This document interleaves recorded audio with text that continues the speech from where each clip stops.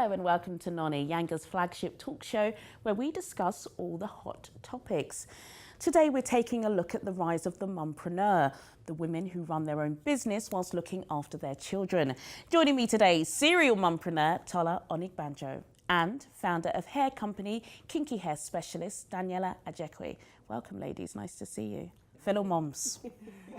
Now, whether it's rising childcare costs, inflexible employers, a great idea, or just wanting to spend more time with their children, the number of mumpreneurs are steadily increasing. According to the Office of National Statistics, the number of mumpreneurs and other women setting up part-time businesses now exceeds 800,000. From skincare and hair care lines to technology-based firms, there's no industry sector that mothers haven't ventured into.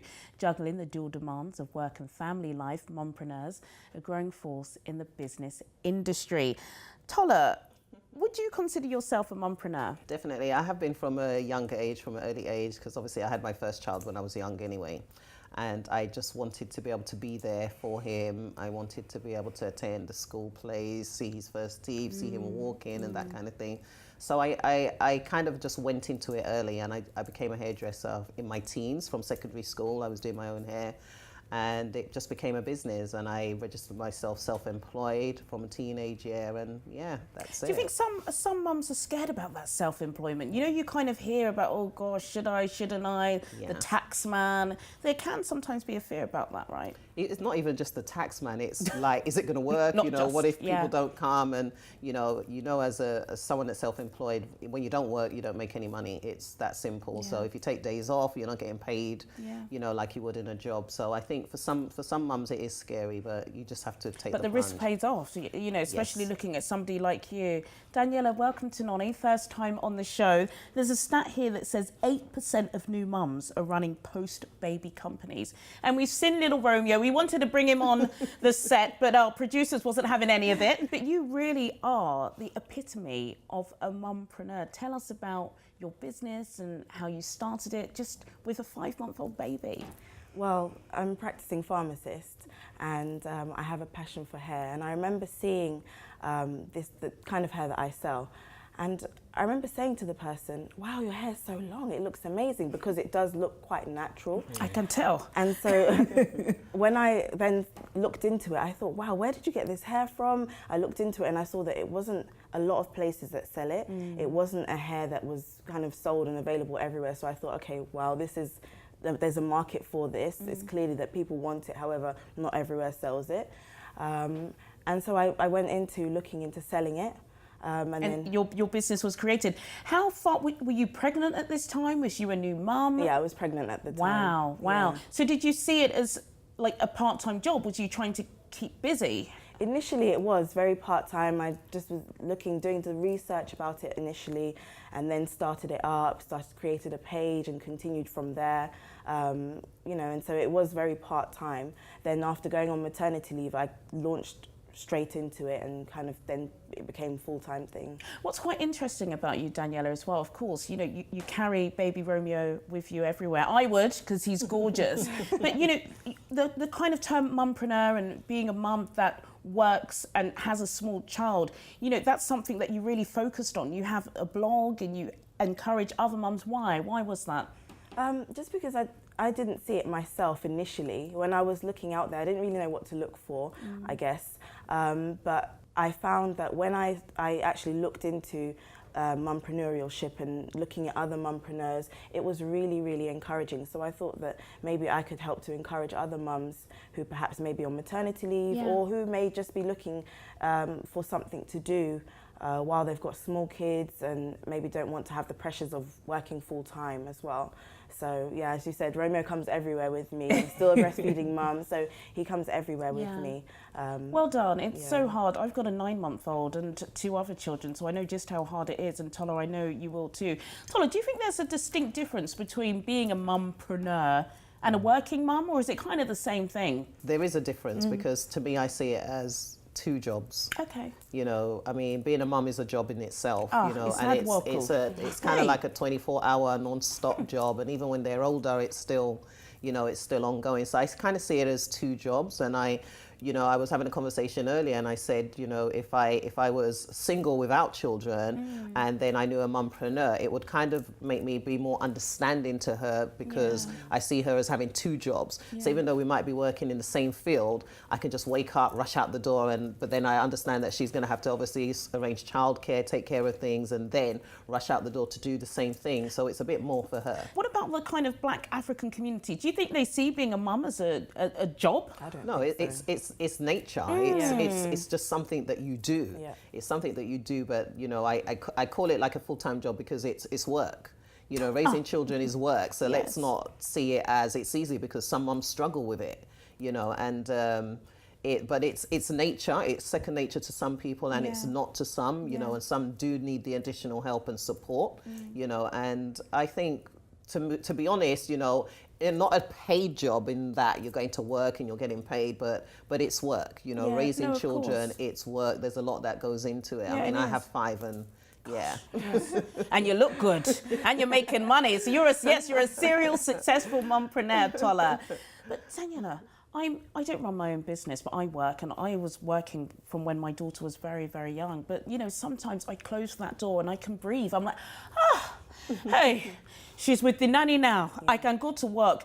Is it not hard work being a mumpreneur, staying at home, juggling it? You've got the child there. Definitely. It's hard work. Sometimes you do have a bit of mum guilt. I mean, I was saying to my husband yesterday that I felt so bad. Yesterday was an extremely busy day for me on the business side. Yeah. But I wanted to take my son to the groups. There's lots of stay and plays and things like that.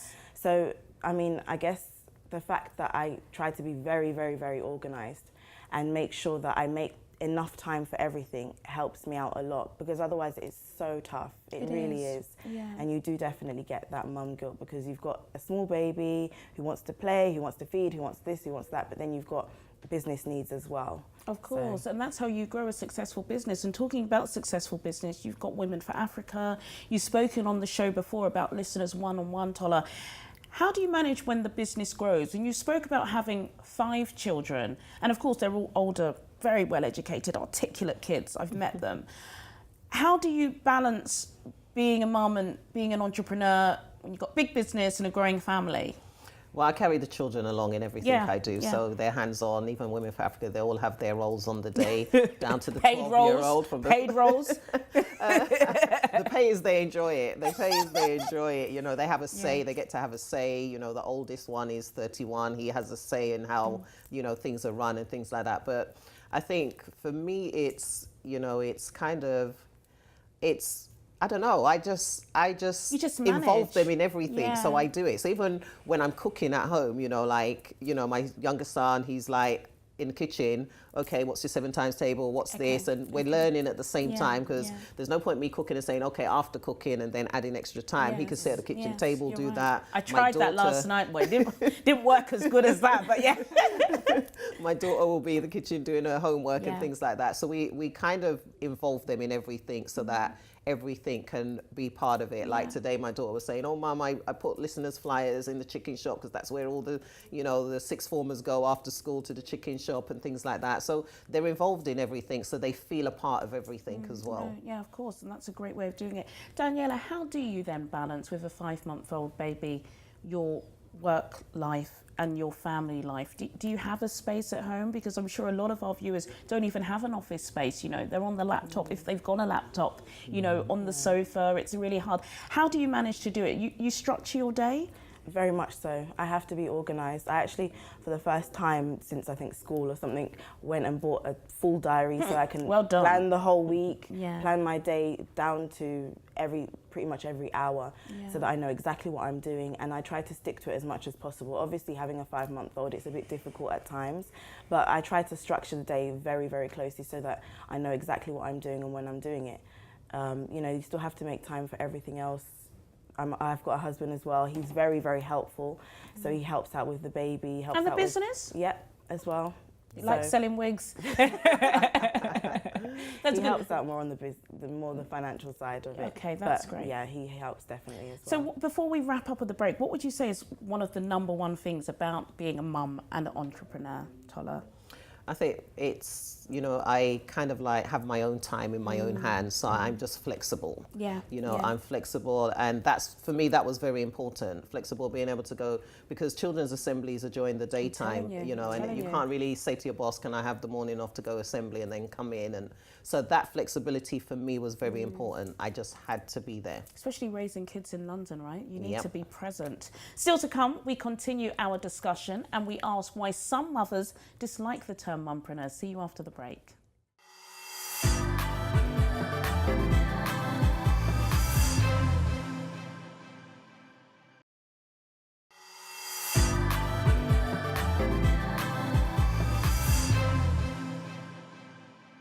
Welcome back to Nonny. Despite the growing success of the mum economy, there are some that find the term mumpreneur patronising. While it may seem to be simply highlighting the undeniable sacrifice and achievements of mums who have built businesses, many people argue that the term is actually doing women a disservice. Entrepreneur is gender neutral, whereas some argue that the term mumpreneur forces the women's title to carry her identity as a mother alongside her identity as a businesswoman. Is the term mumpreneur an encouraging identity or belittling to businesswomen? Are we being a bit sensitive, Tola, or can you understand why some women see this as kind of, you know, carrying that title? It's like, okay, you know, don't remind me again. Yes, I'm a mum. Yes, I'm a mum.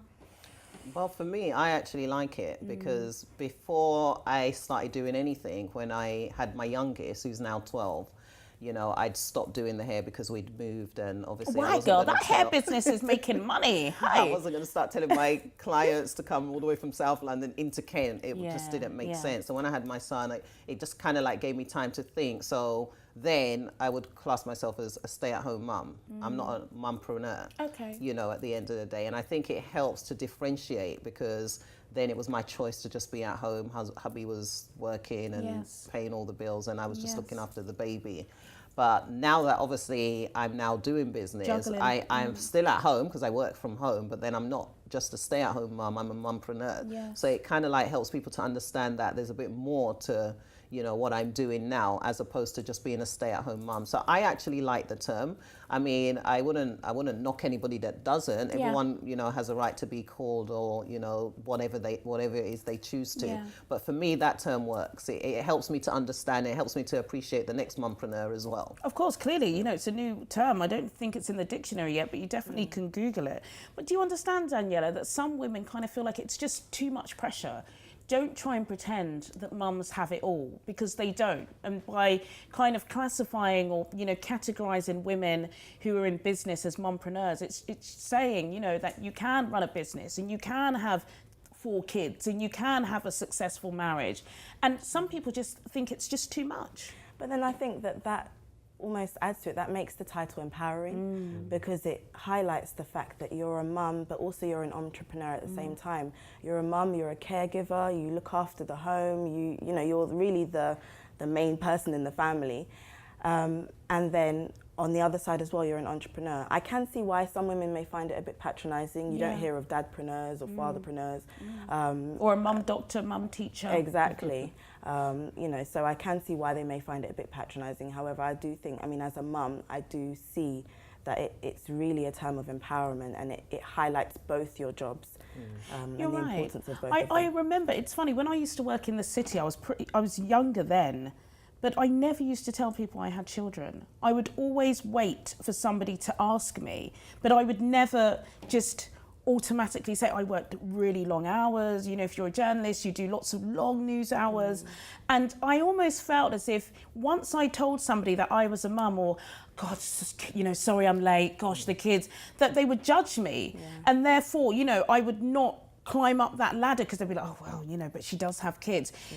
Do you think I'm on my own with No, that? you're Do you definitely understand? not. Yeah, I understand that. Definitely not. And I at one point I used to actually think it used to work against us getting certain jobs when you know, you tell them that obviously you have kids, because then they look at, well, you know, she's going to have to take days off when the child's not well, and how's that going to affect the business? So I can understand that from that perspective, but I think for me, obviously being a mumpreneur and always running my own business from a young age, I've never really had that problem. So, you know, it hasn't really, you know, affected me in that way, but I probably would have done the same going in for a job and not saying anything Dare not about say that. Way. Don't worry about that, mummy tummy. Once I've got the job, then I can turn around and say, yes, I have X amount of kids. Exactly. I felt that way. And I do feel, Daniela, like there are some women who kind of feel like, you know, they're constantly reminded, you know, your business is growing. And I'm sure if you go to certain award ceremonies or certain events, oh, where's the kids? Yeah. Oh, the kids are, oh, he's got them again. And